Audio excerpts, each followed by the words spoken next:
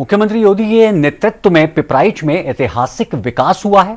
कई दशकों से पिपराइच की बंद पड़ी चीनी मिल को चालू कराया गया है। बदहाल सड़कें सही हो चुकी हैं, कानून व्यवस्था दुरुस्त है और ऐसे में जनता एक बार फिर से बीजेपी के सर पर ही जीत का सेहरा बांधेगी, ये कहना है बीजेपी प्रत्याशी महेंद्र पाल सिंह का। उन्होंने चुनाव को लेकर क्या कुछ कहा है, देखिए हमारे संवाददाता भूपेंद्र द्विवेदी ने उनसे खुलकर बातचीत की।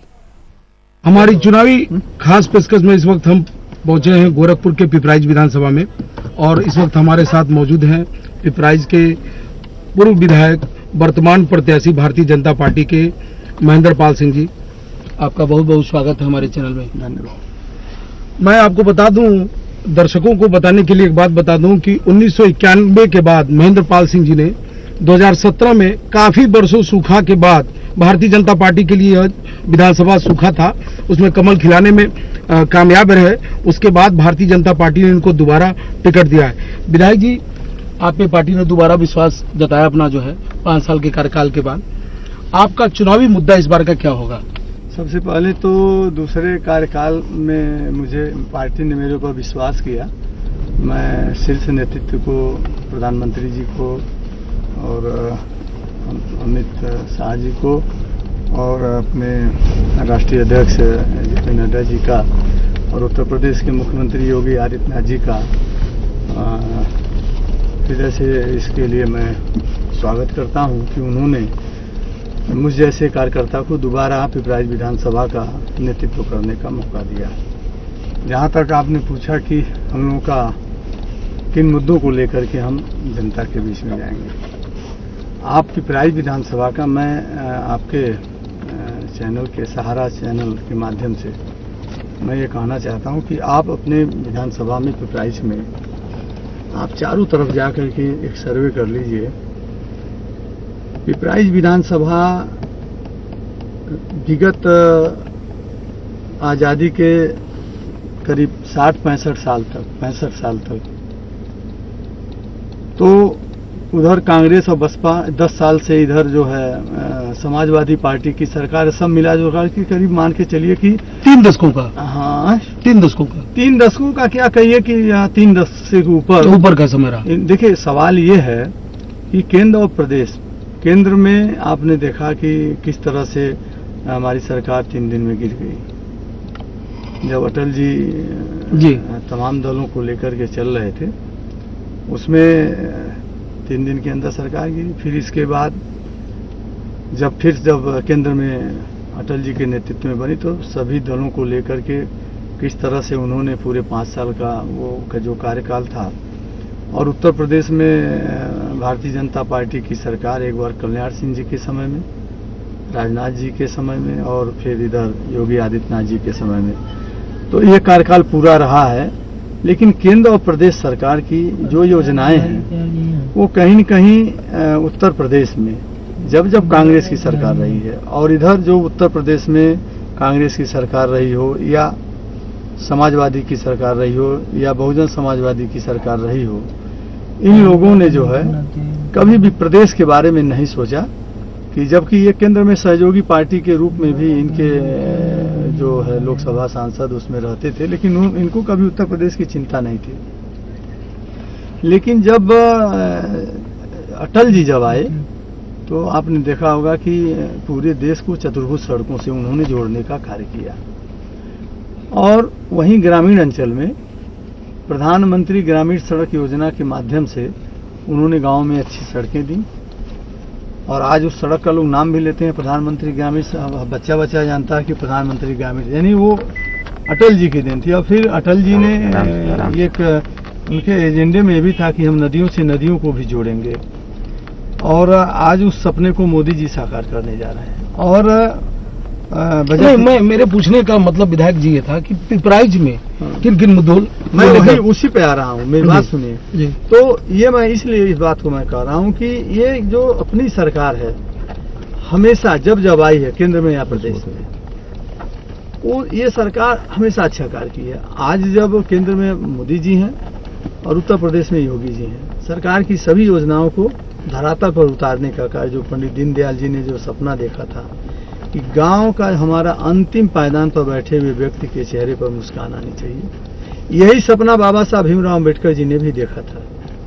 अगर उस सपने को किसी ने साकार करने का जो कार्य किया तो केंद्र की आदरणीय मोदी जी और उसकी सरकार और उत्तर प्रदेश की योगी आदित्यनाथ, इन्होंने बाबा साहब भीमराव अम्बेडकर जी के सपने को, पंडित दीनदयाल उपाध्याय जी के सपने को, श्यामा प्रसाद मुखर्जी जी के सपने को साकार हमारी पार्टी ने, हमारे शीर्ष नेतृत्व ने किया है। इन 5 वर्षों में पिपराइच, रोक लीजिए, पिपराइच विधानसभा मैं अगर कहूं तो विकास से कोसों दूर था। 380 किलोमीटर सड़कें नई और चौड़ीकरण हुई है। अगर इसको मैं अलग अलग करूं तो लगभग 125 किलोमीटर सड़कें चौड़ीकरण हुई हैं और लगभग 255 से 60 किलोमीटर सड़कें नई बनी हैं, इसी विधानसभा में बनी है। मतलब कहने का मतलब कि आप विकास के मुद्दे को लेकर चुनाव में होंगे। और चीनी मिल देखिए, आज हमारी चीनी मिल ये तीसरे पेराई सत्र में चल रही है जी। हमारे वहाँ एक कोलुआ घाट का पुल था, 1996 से ब्रह्मलीन महंत अवैधनाथ जी उसको बनवाने के लिए जब ग्रामीणों ने उनसे कहा था, वो तब से लगातार प्रयास कर रहे थे।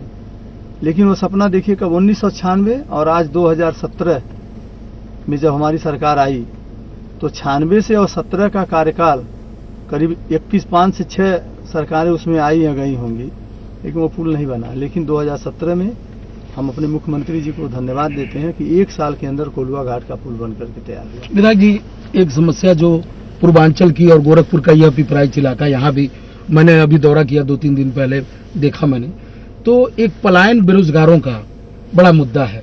उसके लिए कोई इस बार के 2022 के आपके बाद कोई प्लान है क्या? ये बेरोजगारी ये इसको लोग इशू क्यों बनाते हैं? देखिए, अब छोटी मुंह बड़ी बात है, लेकिन मैं अगर इस बात को दूसरे चश्मे से आप देखिए, विरोधियों के पास कोई मुद्दा नहीं है। ये बेरोजगारी का मुद्दा उठा रहे हैं, डीजल पेट्रोल का मुद्दा। आप डीजल पेट्रोल को आप कहां से उसके रेट को आप गवर्न करते हैं भाई?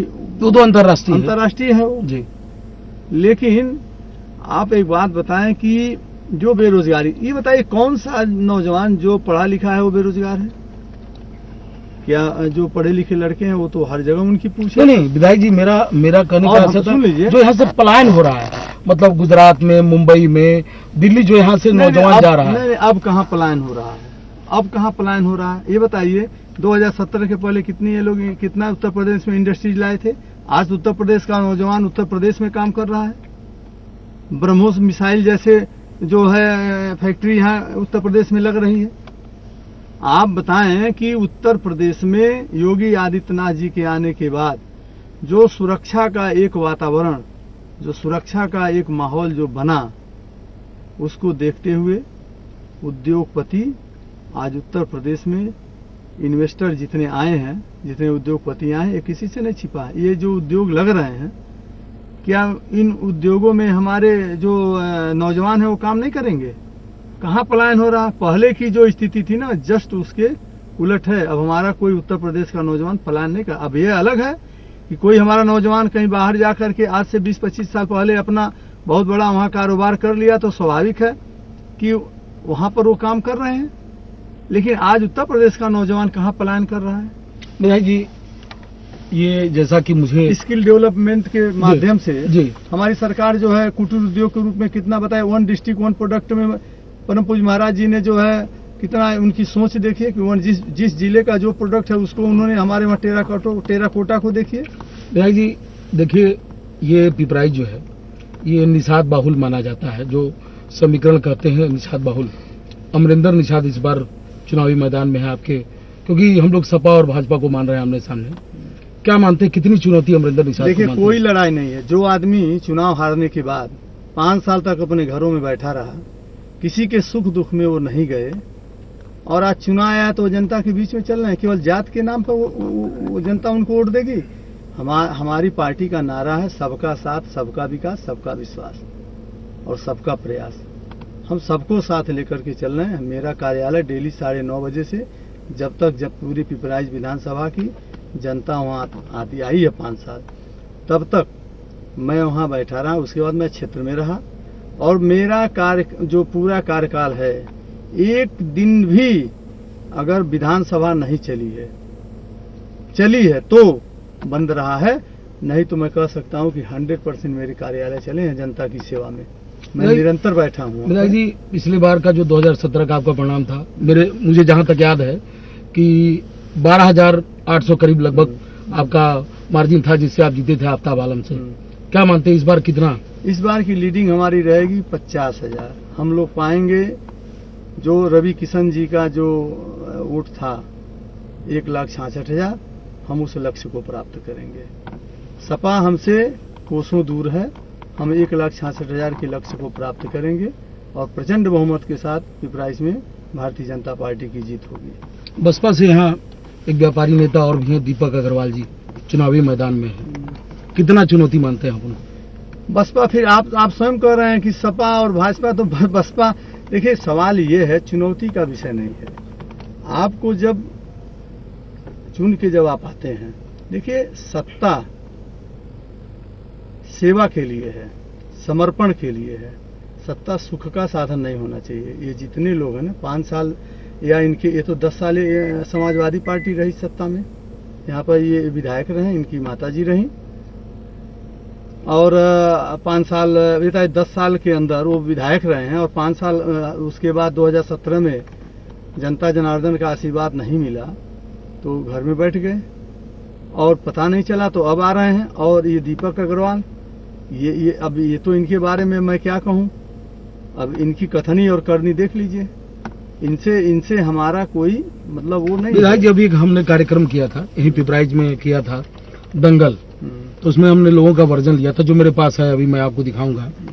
तो लोगों ने जो है, लोगों से मैंने बात किया तो आपके स्वभाव को लेके बड़ा खुश थे, लेकिन उनकी एक ही शिकायत नहीं कर सकते उसको, एक मतलब उसको ये कह सकते कि उनके मन में था कि आपका मोमेंट जो है बड़ा कम हो पाया। इन 17 से लेके और 2021 तक जो है आपके कार्यकाल में आप बहुत लोगों तक पहुंच नहीं पाए। देखिए, मैं उसको उसका स्पष्टीकरण कर दूं। मैं आपको ये बता दूं कि मैंने अपने जीवन में पूरा प्रयास किया है कि मेरे मुख से झूठ न निकले, और मैं पूरे 5 साल पूरा केवल रात में 9-10 बजे के बाद से सुबह 7 बजे तक, 9 बजे फिर मैं कार्यालय में, और फिर 9 बजे से 1 बजे तक कार्यालय, फिर 1 बजे से 9 बजे, 8 बजे, 9 बजे रात तक जनता के बीच में।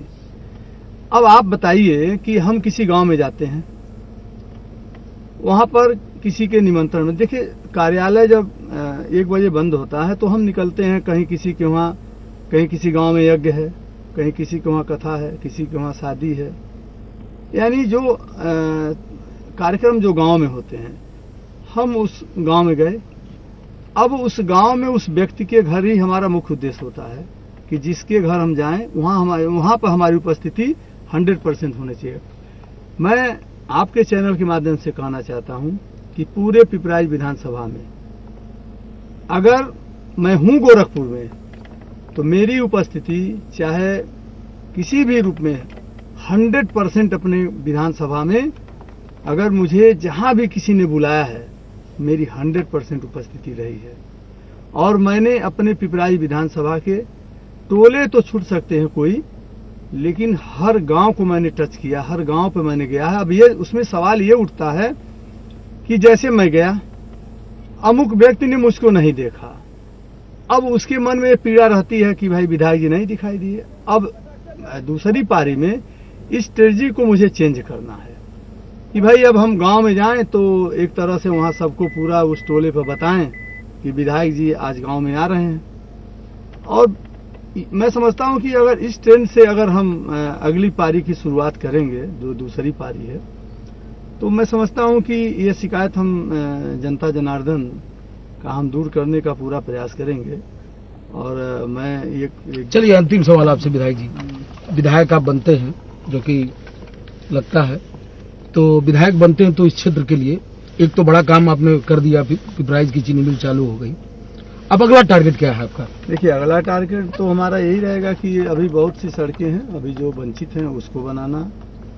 पिपराइच टाउन में लोगों की बहुत डिमांड है कि ओवरब्रिज का निर्माण, तो चाहेंगे कि हमारा प्रयास रहेगा कि पिपराइच टाउन में ओवरब्रिज का निर्माण हो जाए। तहसील की भी लोग डिमांड कर रहे हैं, एक ये भी मुद्दा है।